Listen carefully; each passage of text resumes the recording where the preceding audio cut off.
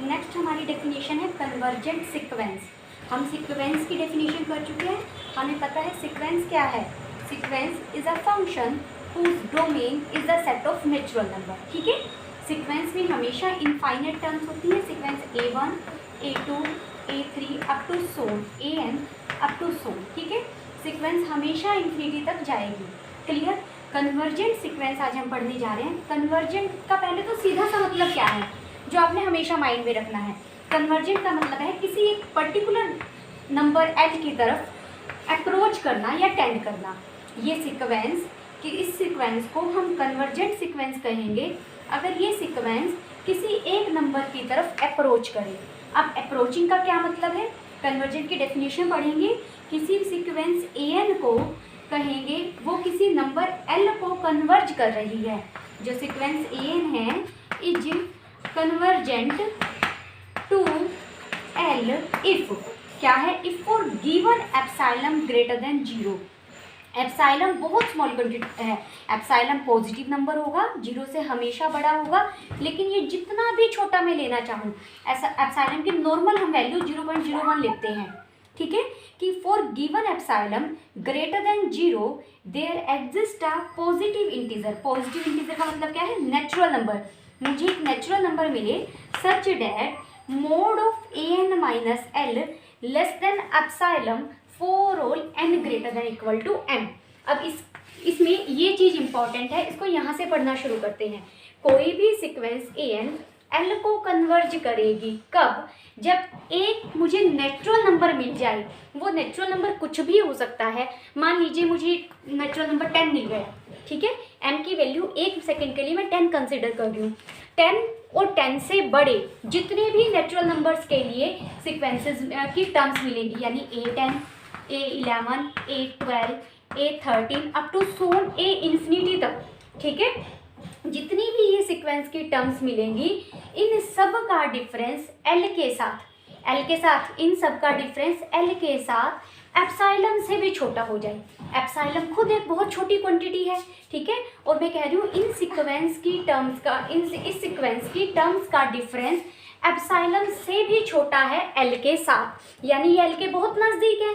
दो चीज़ों के बीच का डिस्टेंस जितना कम होगा, दो चीज़ों के बीच का डिस्टेंस जितना कम होगा वो उतनी ही नियर होंगी। हम कह रहे हैं मुझे एक स्टेज मिल जाए, एक नेचुरल नंबर में इस AN एक जो सीक्वेंस है उसका डोमेन एक नेचुरल नंबर है, इन्हीं में मुझे एक स्टेज मिल जाए कि इससे पहले वाली 1 से लेकर 9 तक की टर्म कहाँ जा रही है मुझे नहीं पता, लेकिन 10 और 10 के बाद वाली सारी टर्म्स के बीच का टर्म्स का डिफरेंस L के साथ, 10 और 10 के बाद वाली सारी टर्म्स का डिफरेंस L के साथ एप्सिलॉन से भी कम हो जाए तो हम कहेंगे वो सीक्वेंस किसको कन्वर्ज कर रही है, L को। ठीक है, दोबारा डेफिनेशन देखते हैं। हम कहेंगे AN कन्वर्ज कर रही है L को कब, इफ फॉर गिवन एप्सिलॉन हमारा कुछ भी हो सकता है।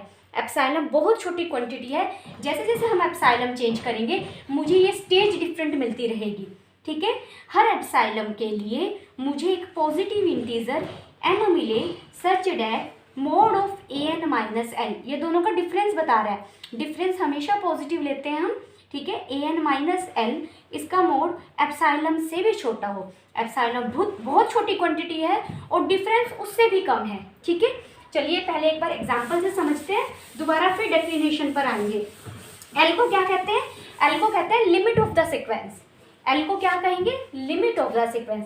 मान लीजिए मैंने सीक्वेंस AN उठाई 1/n। ठीक है, ये सीक्वेंस बनेगी क्या, n को पहले 1 रखेंगे तो 1, अगर मैं n को यहाँ 2 रखती हूँ तो ये 1/2, n को 3 रखेंगे तो 1/3, n को 4 रखेंगे तो 1/4, n को 5 रखेंगे तो 1/5 अप टू सो। ये सीक्वेंस यही बनेगी। चलिए इसे रियल नंबर पर प्लॉट करते हैं, रियल लाइन पर बनाकर देखते हैं कि ये क्या बन रहा है। यहाँ 0, यहाँ मैंने 1 लिया, पहला नंबर आया 1, पहले सीक्वेंस की पहली टर्म आई, दूसरी टर्म आई 1/2, थर्ड टर्म आई 1/3, फोर्थ टर्म आई 1/4, फिर आई 1/5। ठीक है, देखिए n एक नेचुरल नंबर है, नेचुरल नंबर तो हमेशा पॉजिटिव रहेगा, 1 भी पॉजिटिव है, तो 1/n हम कुछ भी रखें ये रहेगा पॉजिटिव, हमेशा 0 से बड़ा रहेगा। ठीक है, अगर मैं n को इन्फिनिटी रखती हूँ तो क्या बन जाएगा 0। लेकिन यहाँ नेचुरल नंबर n इन्फिनिटी एक सिंबल है, n कभी भी n इन्फिनिटी को अप्रोच करता है, n इन्फिनिटी के इक्वल नहीं होता।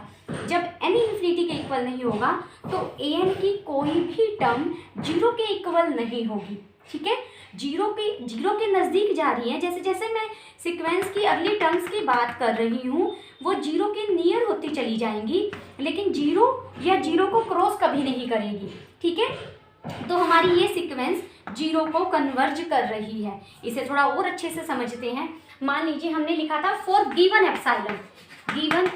गिवन एप्सिलॉन का मतलब है आप एप्सिलॉन कुछ भी ले सकते हैं। मान लीजिए कोई स्टूडेंट कहता है कि मैडम मैं तो एप्सिलॉन 1/2 लेना चाहता हूँ, ठीक है।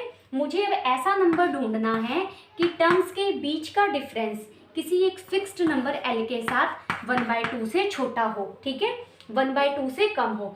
यहाँ पर an माइनस 0 का डिफरेंस 1/2 से कम होगा।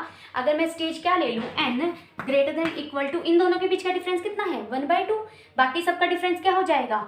जैसे ही मैं a2 a3 a4 आगे बात करूँगी 1/2 n greater than equal to 2 ले लें, ठीक है ना। a2 यानी 1/2 माइनस 0 1/2 3 आ जाएगा यहाँ पर, सॉरी, ठीक है। 3 और 3 के बाद वाली सारी टर्म्स, 3 के देखो फर्स्ट ये है, सेकंड ये है, थर्ड ये है, इसके बाद वाली सारी टर्म्स का डिफरेंस an 0 के साथ क्या है 1/2 से छोटा है। कोई स्टूडेंट कहे मैं तो एप्सिलॉन को 1/3 लेना चाहता हूँ, ठीक है, तो मुझे 0 के साथ डिफरेंस चेक करना है, an minus 0 less than 1/3 n greater than equal to, मान लीजिए यहाँ मुझे 5 मिल गया, ठीक है। 5 और फिर 5 के बाद वाली सारी टर्म्स का डिफरेंस 0 के साथ 1/3 से भी कम होगा। जैसे जैसे मेरा एप्सिलॉन चेंज होगा वैसे वैसे मेरी स्टेज चेंज होती रहेगी, ठीक है। लेकिन हर गिवन एप्सिलॉन के लिए हो सकता है स्टेज 1000 मिले। इस बात का मतलब क्या है कि पहली 2 या 3 टर्म्स का डिफरेंस 0 के साथ क्या है मुझे नहीं पता, लेकिन 3 या 5 के बाद वाली सारी टर्म्स का डिफरेंस 0 के साथ 1/3 से छोटा है, ठीक है। तो यानी मैं ये सीक्वेंस 0 की तरफ जा रही है, 0 की तरफ आगे बढ़ रही है, तो हम कहेंगे an is a 1/n is a convergent sequence and converges to 0। 0 इसकी क्या है लिमिट, ठीक है।